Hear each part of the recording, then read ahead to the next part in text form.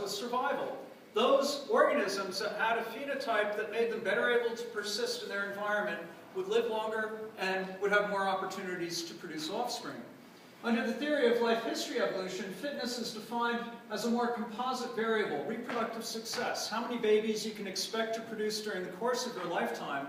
And the interesting thing about life history evolution is that it could predict seemingly counterintuitive things. For example, it can predict that natural selection can favor a reduction in lifetime, or that it can favor a reduction in the number of offspring that are produced, providing that there are trade-offs or compensations in other components of the life history. And that added complexity to me was appealing. It seemed to match what I saw in the real world because I grew up being very interested in natural history. But the more important thing is that it also yields testable predictions. And that's the baseline for doing experiments. Now, the next question is, what are the components of the life history?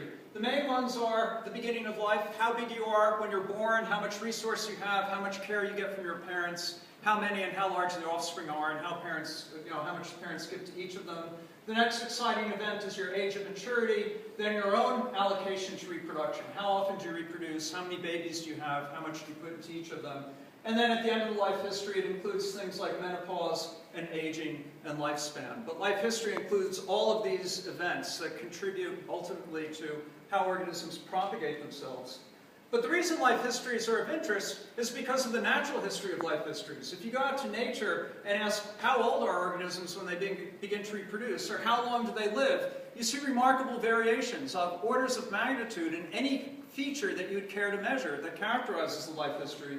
And this is just one that might be familiar to you if you're a gardener. This is a pride of Madeira. It's a plant that you often see growing in the riverside area, and it's a perennial plant. It can live for 10 to 20 years and will produce flower and produce seed every single year.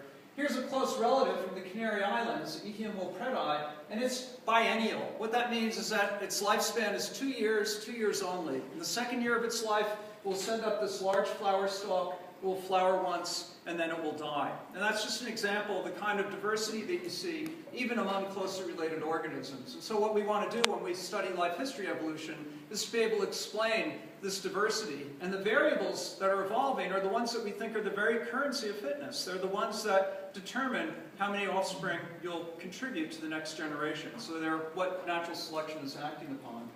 So that's the general appeal.